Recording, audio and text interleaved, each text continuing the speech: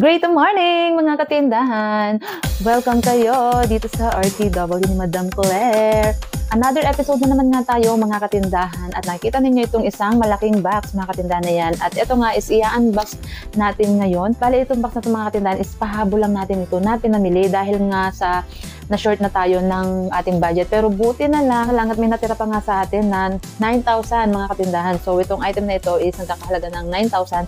Puro mga laruan ito mga katindahan na yan. At dahil na nalalapit na kasi mga katindahan ng intramurals dito sa lugar natin yan, September, mga third week ng September, meron ng mga naghahanap ng mga pang volleyball, ganyan, mga shuttlecock, badminton, ganyan. So, kaya naman talagang buti na lang at naisingit pa natin mga katindahan na magpabili nga ng mga laruan, ng mga volleyball, mga bola, ganyan mga katindahan. Para sulit nga, dahil ang talaga lang naman pinahabol natin is yung mga volleyball, ganyan, mga pang intrams is pinasamahan na rin natin ng mga laruan dahil nga naubusan na rin tayo ng mga laruan ng mga cars, yung mga pang boys, pang lalaki, mga batang lalaki na laruan yan. Naubusan tayo kaya naman pack gunner, 'di ba? Hindi tayo walan talaga ng stocks, 'di ba? Kailangan palagi talaga tayong ready, palagi tayong handa sa mga stocks natin at dapat alam na alam natin kung ano yung talagang mabibili dyan sa ating tindahan. Ayan. So, as you can see, mga katindahan na yan, ang mga nasa ibabaw natin is mga toys na pambata. Ayan. So, nailaliman siguro dito yung mga pang volleyball natin. Ayan. So, kunti lang din naman yun, mga katindahan. Medyo may kamahalan din ng puhunan, ha? So, ito may papakita ko sa inyo, mga katindahan, is ito yung mga toys na ang puhunan lang ito, mga katindahan, ay 38 pesos. Ayan. So, mabebenta natin ito ng 70 hanggang 80 pesos. Diba? Ayan. So, depende na lang yan sa klase nung laruan yan. So, papakita ko sa inyo yung mga design. Yan. Kaya, mabenta ito mga katindahan dito sa mga bata dito sa lugar natin. Yan. So, yan. Puro cars kasi ito yung palaging hinahanap. Kaya, kabilin-bilinan ko talaga sa kapatid ko na yan. Diba? Mga pang boys na laruan ang kanyang bilhin. Yan. So, dito ko muna nilalagay sa ibabaw ng sako kasi wala na akong mapaglagyan. Yan. O, ayan. Mga motor. Diba? Yan. So, ito yung pasamaan pa rin ng kanina. 38 mga katindahan ng puhunan.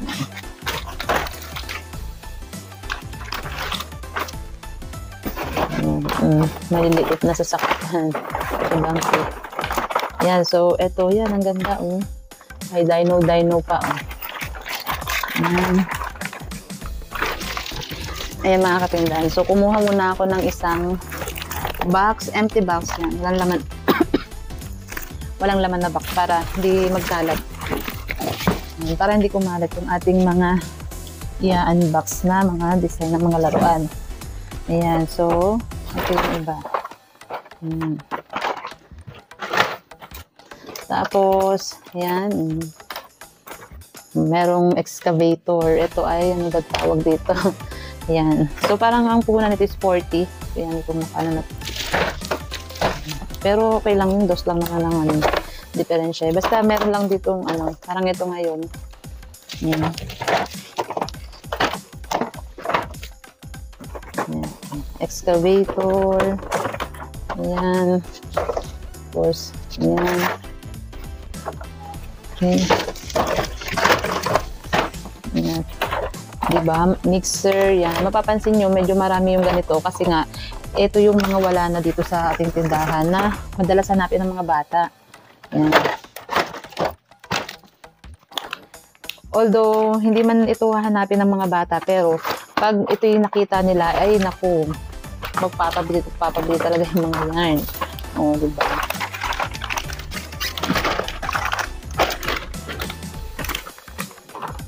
Siyempre, yung mga parents natin ang mga mapagmahal sa ating mga junakis. Diba? Ay, kalabaw.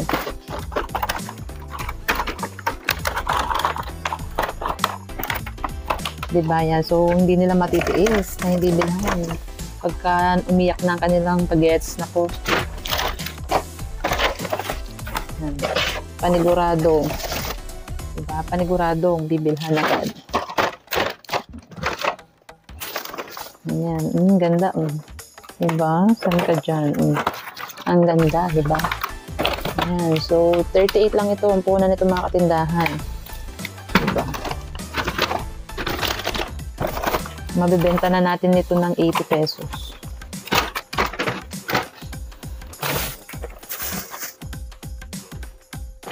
Yan. So, yan yung ating ibang mga toys, mga katindahan. Tapos, ito naman yung mga iba pa. Yan. So, papakita ko sa inyo yan, mga katindahan. Isa-isahin natin yan. Meron tayo ditong yan. Ito is pahabol ko ito, mga katindahan, ng mga kapote pang bata. Yan. Diba? Spider-Man. Yan. Pang babae, pang lalaki, blue and pink. Pero, ito ay isasama ko doon sa yan. So, isasama natin ito doon sa ating mga kapote.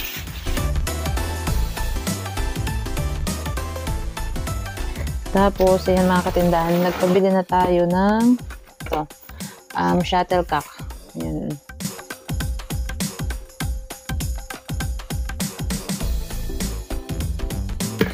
Two, three,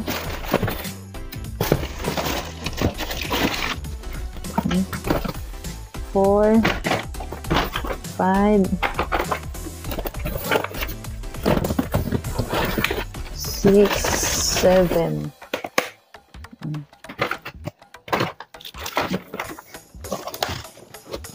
8, 9 na yan. Bale, meron tayong dalawang klase ng plastic. Tapos, yung ordinary. Ito yung ordinary natin. Tapos, ito yung medyo mahal. So, mamaya titignan natin ang mga presyo niyan. Kasi hindi ko rin kabisado kung magkano. Ayan. So, ito. Ito yung nagpalaki, mga katindahan. Ayan. So, 7,779 yung ating mga laruan. Hindi pa nga doon kasama yung ating kaninang kapote, yung 1,000 plus. Yung 6 na piraso. Kaya, umabot siya ng 9,000 na budget. Ayan. Itong mga truck na ito, mga katindahan, is ano siya, 40 pesos. Ayan. Kita ko sa inyo.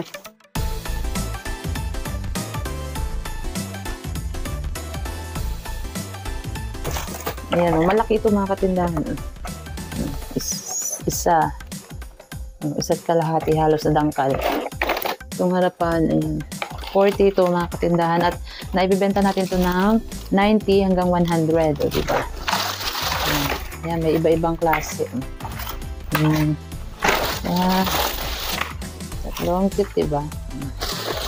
Ayan, so, hindi ko na rin ito ilalabas. Hindi ko na rin ito masyado ilalabas lahat kasi masyadong malalaki, mga katindahan. Pero, alam nga, puro ganun ang laman na, puro truck siya. Na, kids.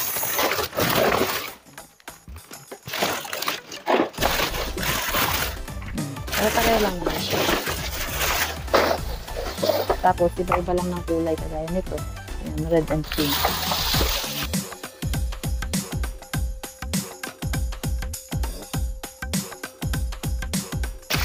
Ayan, ito na, mga katindahan, yung ating may mga pang volleyball, tapos badminton.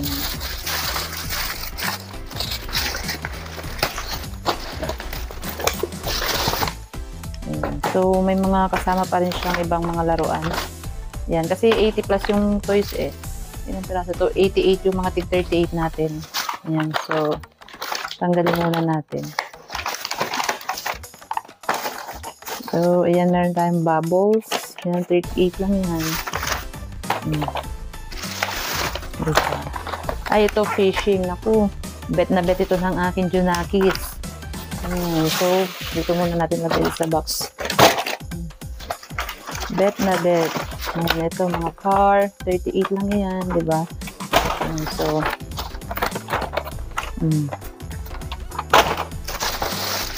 tapos ito, yan. Diba? Bonggang-bonggang mga katindahan. Gusto yan ng mga bagets.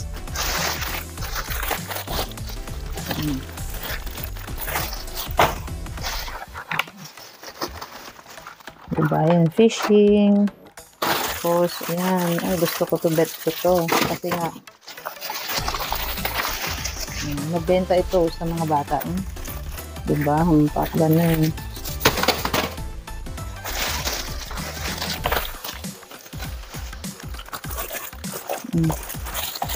Police car, mixer, tapos, ano to? Excavator.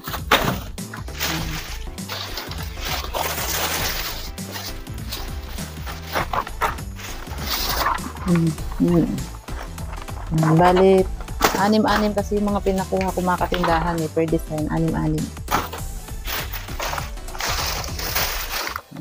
Ito, transformer. Ayan.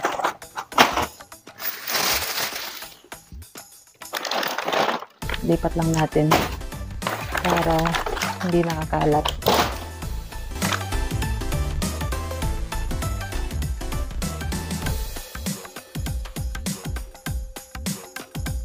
Ayan. So, ito nga yung mga badminton natin mga katindahan. So, 150 mga katindahan ang puhunan nito.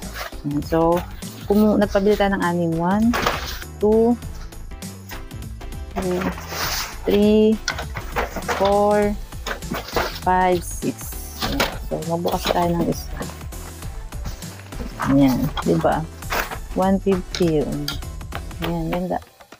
Ayan. So, ganito yung handle niya. Medyo malambot yung sa grip niya. Ayan. So, yung 150 ang puhunan nito mga katindahan. Maibibenta namin ito dito ng 250. O, diba? Ayan. Kasi yung mga nagtitraining, mga estudyante na naglalaro ng ganito, yan. So, bumibili talaga sila ng ganito. Ito naman yung mga pang-volleyball natin mga katindahan. So, color white ito kasi ganito yung hanap dito eh. Gusto nila white. So, 12 pieces ito mga katindahan. So, 1, 2, 3, 4, 5, 6. Ayan. Tapos, yung ganito naman, ayan, iba-ibang kulay siya. Pero, same price lang din siya. Ayan. 120 lang mga katindahan yung puhunan yan. So, pwede natin itong ibenta ng 200 hanggang 250, diba?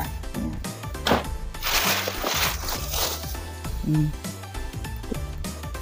3, 4, 5, 4, 5, 6. Ayan. So, bali 12. 6 na stripe, tapos 6 na plain white. Tapos, yan. So, meron tayo dito yung junior ball. Yan, pang bata. Yan, 95 ang puhunan nito. 1, 2, 3, 4, 5, and then 6. Ayan. So, nagpabili tayo ng 6 na pangbatang pang-basketball kasi meron pa naman tayo dyan yung mga pang-adult na pang-basketball. Yan. So, para lang meron din tayong pang-bata.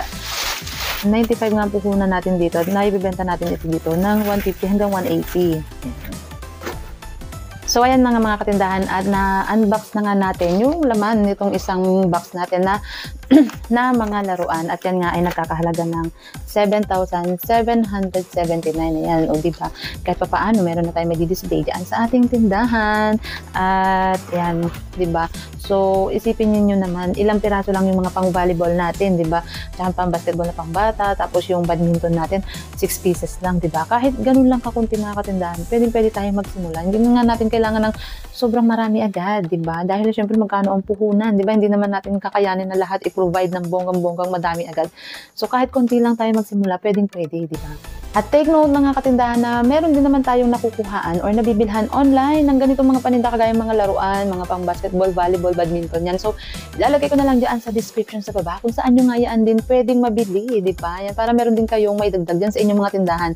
Kung kagaya ko nga na hindi rin kayo nakakaluwas, basta-basta dyan sa Manila, di ba? Para mamili, pumunta dyan sa Baclaran sa ating supplier para makapamili ng mga paninda, di ba? Yan. So, check nyo dyan sa description natin sa baba para maka-order din tayo, makapagdagdag. Lalong-lalo na mag-i-intram, kailangan meron tayo dyan na mga item, di ba? May pagpipilan ng ating mga customer, ng ating mga suki.